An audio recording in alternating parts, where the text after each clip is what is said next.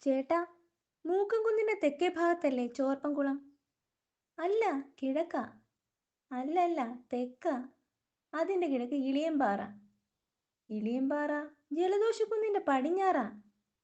അല്ലല്ല, ചോർപ്പൻകുളത്തിന്റെ തെക്കാ. അല്ല, അത് തെറ്റാ. ചേട്ടൻ പറഞ്ഞതാ തെറ്റ്. ശരു, ഇതുപോലുള്ള സംശയം തീർക്കാൻ ഒരു വഴിയുണ്ടാക്കണം. വേണ്ട വേണ്ട. അതെന്താ? വഴിയുണ്ടാക്കിയാൽ പിന്നെ വഴി തെക്കാണോ വടക്കാണോ എന്നൊക്കെ പറഞ്ഞ് ഇവന്മാർ അടിപിടിയാവും. ആ വഴി അല്ലടോ. സ്ഥലങ്ങൾ എവിടെയാണെന്ന് മനസ്സിലാക്കാൻ ഒരു സൂത്രം വേണമെന്ന്. ഒരു മാപ്പ്. മാപ്പോ? മാപ്പ് പറയുന്നത് എന്തിനാ? മാപ്പ് എന്ന് വച്ചാൽ ഭൂപടം. കുന്ന്, പുഴ, കുളം, പാറ ഇതൊക്കെ അടയാളപ്പെടുത്തുന്ന പരിപാടി. ദേ, ഇവിടെ മൂക്കൻകുന്ന്, അപ്പുറത്ത് ജലദോഷിക്കുന്ന്. പണി തീർന്നാൽ ഇവിടെ ബോർഡ് വെക്കണം. സൂത്രമാപ്പ് എന്ന് പേരിടാം.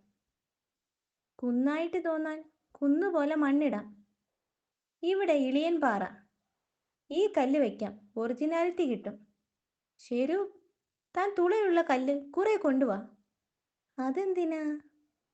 ഗുഹ പോലെ വയ്ക്കാനാടോ. താൻ വരുമ്പോഴേക്കും ഞാൻ കുറെ വർക്ക് തീർത്തു വയ്ക്കാം. തുളയുള്ള കല്ല് 10-20 കൊണ്ടുവന്നു.